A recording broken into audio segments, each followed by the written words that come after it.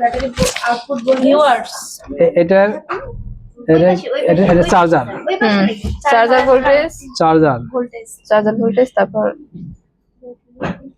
Battery voltage একটা battery লাগবে এই তো ব্যাটারি আছে আচ্ছা শুরু করেন এবার বুঝছেন আচ্ছা চার্জার আউটপুট ভোল্টেজ কত এটা লিখবেন বুঝছেন তারপরে এই ব্যাটারি আউটপুট ব্যাটারি ভোল্টেজ শুধু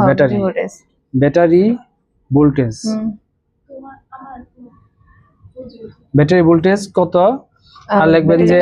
battery connector battery BA sir এই যে ব্যাটারি কানেক্টর এই তো এক্সটেন্ড না ব্যাটারি কানেক্টর এক্সটেন্ড সব ভোল্টেজ মাপবেন এই যে সব ভোল্টেজ সব একটু আগে স্যার আমরা এইটা মাপলাম এইটা শর্ট পাচ্ছেন শর্ট এটা লিখবেন এটা রেটিং কত লিখুন দেখেন আচ্ছা তাহলে ফার্স্টে ডিসিবি 10 হ্যাঁ ডিসিবি 10 নিয়ে এই দেন কতটুকু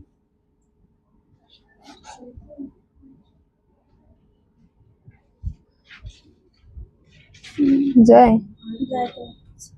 কতটুকু দেখেন আপনি এটা তাকে দেখেন এবার দেখালাম তো আপনি বলা লাগবে এটা আমি বললে হবে আপনাকে বলতে হবে অফ হয়ে গেছে অফ হয়ে যায় না আপনি কি করেন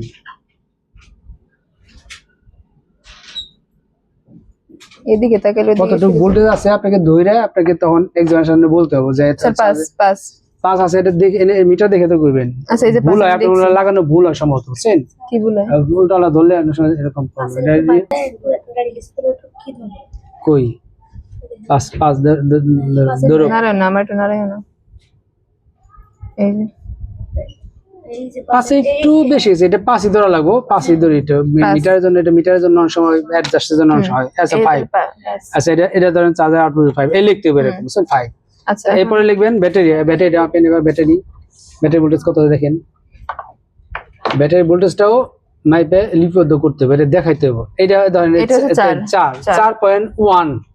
4.1 হয়েছে দেখেন 4.1 না সেটা তো চাই তো লাগে 4 আছে 4 ঠিক আছে 4 ধরে কিন্তু ব্যাটারি ভোল্টেজ 3.7 ছিল তাই না কিন্তু এটা 4 আছে এটা অ্যাম্পিয়ার আচ্ছা এটা যে মিটারের একটু বেশি যাচ্ছে মিটারের অ্যাডজাস্ট করা ছিল আগে থেকে হয়তো আচ্ছা সমস্যা নাই একটু বেশি যায় এখন আমরা কানেক্টর এরপরে দেন তো দেই এই কানেক্টর এবার এটা লাগান এটা এই যে এইদিকে দেখেন এখন এই যে কানেক্টর ঢুকাই এটা কত আসে দেখেন ধরেন হয়নি আসে রিডিং দেখাচ্ছে ভালো করে ধরেন না চালা দেন এখন কত হলো দেখেন এটা কত 4.2 4.2 এটা হচ্ছে ব্যাটারি কানেক্টর হ্যাঁ 2 দেখছিল দেখেন আমি দেই না আমার সামনে দেই যখন মাপে তখন এইদিকে ফোকাস দিয়ে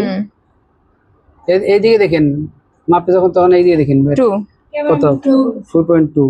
মানে 4.2 হ্যাঁ 4.2 এই তিনটা ভোল্টেজ আমাকে দেখাতে হবে এক্সামিনারকে বুঝতে পারছেন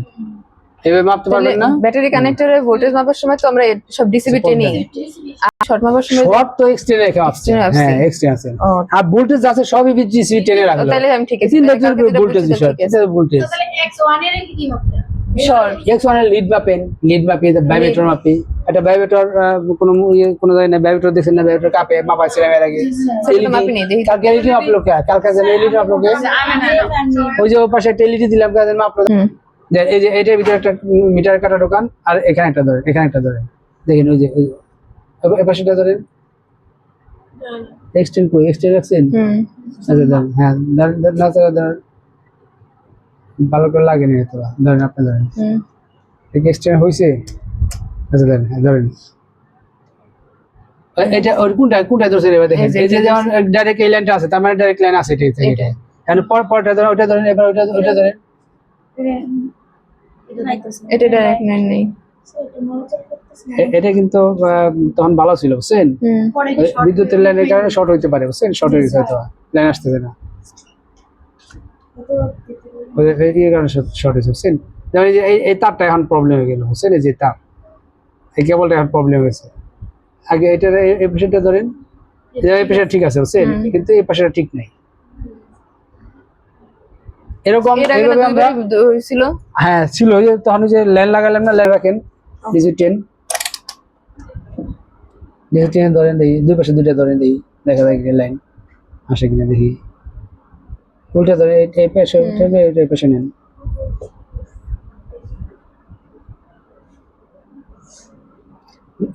ওইটা এই গ্রাউন্ডে ধরেন, এটা গ্রাউন্ডে ধরেন, এই যে হ্যাঁ এন ধরেন, লালটা ধরেন,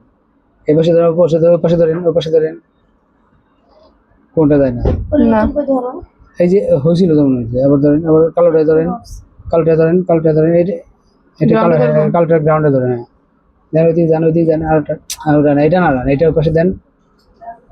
দেন সব প্রত্যেকটা ধরেন, দুইটা পর একটা পর একটা পর এরকম ধরেন।